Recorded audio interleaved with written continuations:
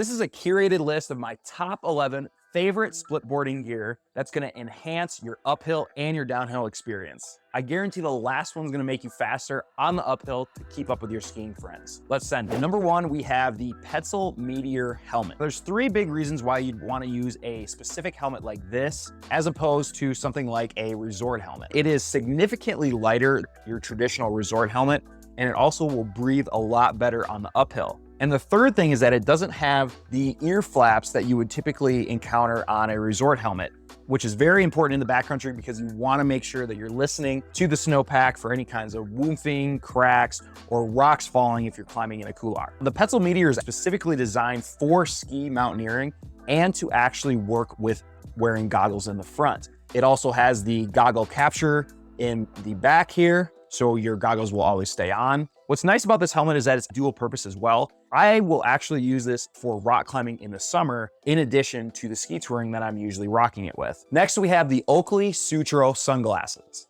When I'm ski touring, unless it's super cold out, I'll typically just rock these sunglasses as my goggles to save weight. And the reason is because these have a great wraparound design that fit around your head, akin to goggles. I love wearing these in the snow, because again, they have that wraparound design versus regular sunglasses that don't really protect the periphery of your eyes. As you can see, they work perfect with the helmet that we just talked about earlier. A pro tip with any sunglasses you're using, especially in the winter where typically you're starting in the dark or for any kind of alpine ascent, the first thing that you want to do is to put your sunglasses in your backpack the night before, because if you're anything like me, you're going to forget your glasses in the morning because there is no sun out.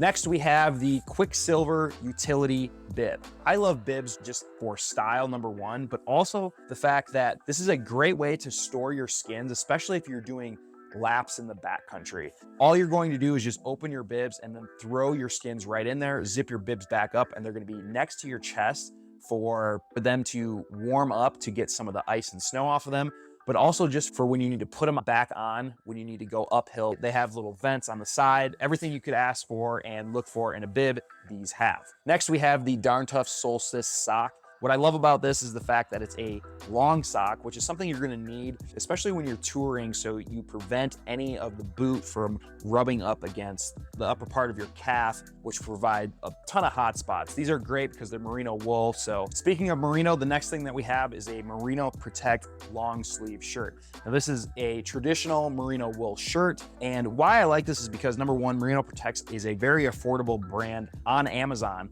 But secondly, the fact that this is quite a light merino long sleeve, which I think is perfect when you are exerting yourself on the uphill doing a lot of ski touring, especially in the spring. Next, we have the Patagonia Torrent Shell 3L. You should not be wearing your resort coat for splitboarding. It's way too heavy, it's way too bulky, and it's usually way too warm for uphill touring. For your shell, what I really recommend is something like this Patagonia coat. What's great about this is similar to the helmet that we talked about before. This can be used for not only splitboarding, but can be used as your raincoat for backpacking trips as well. It's super durable. It has side vents for venting any kind of heat as you're going on the uphill. But this shell is always with me, mostly for when I'm on the top of a summit to cut down the wind, and also for the downhill. But even if I don't think that I'll need it for any of those things, I typically will always pack this with me because it is packable and super lightweight. Then we have the Black Diamond Terminator gloves. As you probably know, in splitboarding, you're gonna need really dexterous gloves.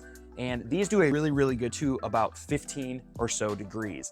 These are great because I can still handle what I need to do. I can strap my board to my back. I can put on belay straps. I can do all those little tasks. Next up, for people that are filming themselves, we have the Insta360. But right now I don't have it because I actually shipped it back to get the lens fixed, which is the only downside to this camera. But let's talk about the upsides first. Huge game changer versus a GoPro. I genuinely do not know why people are using GoPros still. I can go almost a full day in super cold weather on just one regular battery, and I've never had to reformat the SD card. I love the 360 angles of this as well, because the problem with just a regular action cam is you have to get the angle just right from the start of your ride down, and if you don't, you're either gonna have it too high or too low, whereas with a 360, you can really angle it to wherever you want, and because it's a 360 view and you can manipulate it in post-production, you can get any angle that you wanna get, as well as getting angles of your friends that might be riding behind, to the side, or in front of you. The lens is very fragile with this. You need to get some type of lens guard, but sometimes that will kind of screw up the 360. So if anybody's got any tips, let me know. Next, we have the Tillich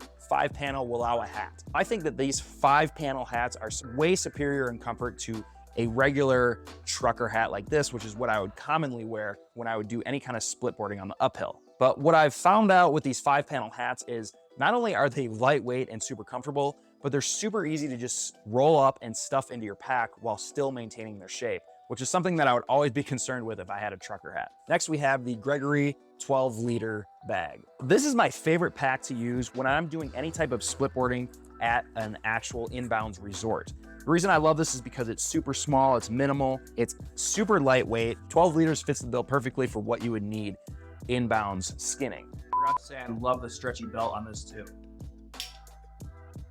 Really enhances your movement.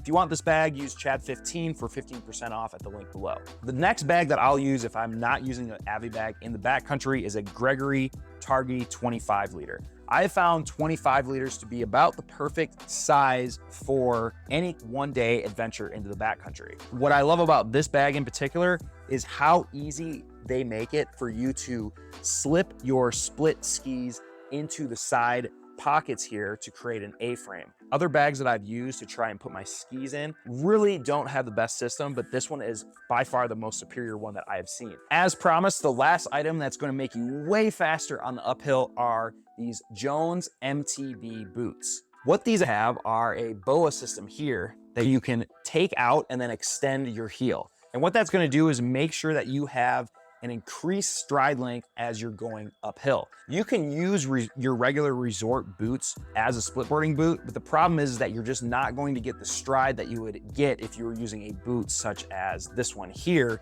where you're going to be increasing your stride length because of this extendable calf. Another huge benefit is the fact that it has a crampon lip in the back for you to securely put on semi-automatic crampons. And that's where, again, this is far superior to a resort boot because you might be able to put universal crampons on one of those boots, but they're gonna be pretty sketchy and not very secure on the boot. All the links to the gear will be down below. Please give a like and a subscribe if you found value in this video. Here's a video I think you're gonna like next.